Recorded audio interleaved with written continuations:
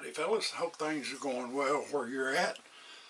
Continue to work on the old Cleaver remake a little bit, and a lot of you have said you like to see how I do things, and I'll remind you there's videos in the Knife and Tomahawks playlist. I think it was back in June I did one called How I Build a Knife, and you can watch those series of videos and you'll get an idea. There's a couple things that's in short supply in this disposable society, and that it's common sense and appreciation for things that are done by hand. I build these knives and things, and people say, what do you want for something like that?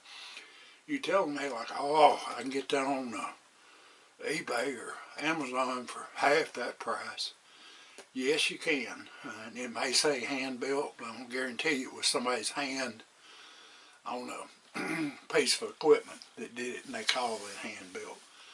What I call hand built is what our ancestors used to do. They would use things like what they had: a piece of sharp glass, a piece of sharp flint, the edge of a sharp knife, because they didn't have sandpaper back then. They had to make do with what they had to do some of the things they do to get things smooth and workable, and they can make some beautiful pieces.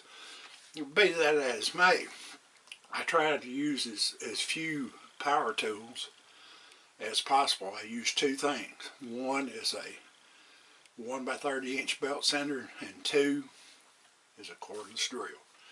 The rest of it's done with sandpaper and a lot of hard work. So what I'm going to show you how I go about doing when you get through pinning and gluing the scales on something like this, you wind up with something that feels like a 2x4. It's just, you know, two flat pieces of wood with no shape or symmetry to it, and it feels like a 2x4. So what I've got is a sharp edge right here. I've already done 3 of the corners.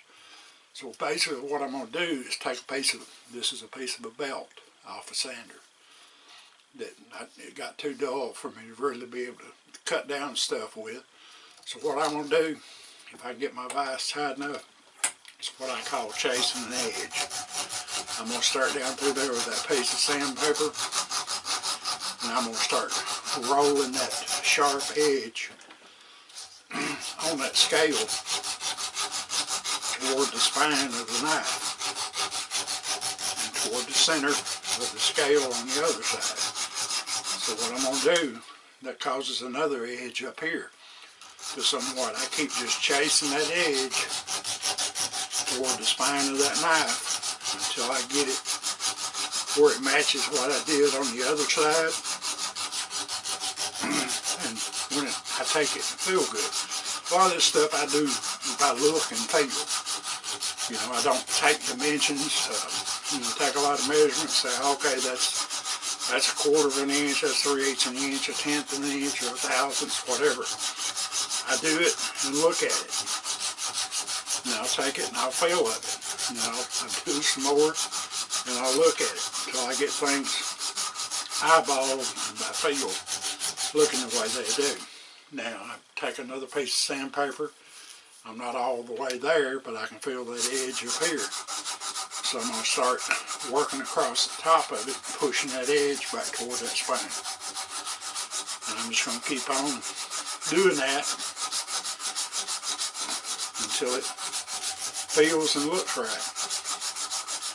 And I'll continue on with from there doing something else once I get everything.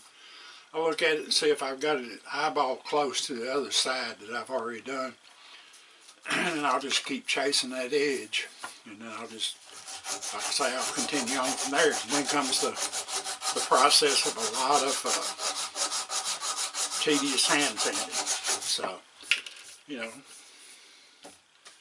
it is what it is. You know, you can get something cheaper, but it's made by a machine and not with actual somebody's hands, not somebody's hand holding a power tool.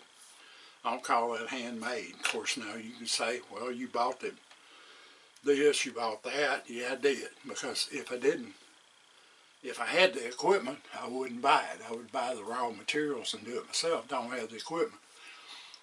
Don't see the expense in buying that equipment, because I can't get anybody that wants to buy knives. And I'm not asking that much for them, really. Anyway, I'm through ranting and raving. Appreciate y'all watching. God bless you. Keep your powder dry. Mind your top knot, Pilgrim.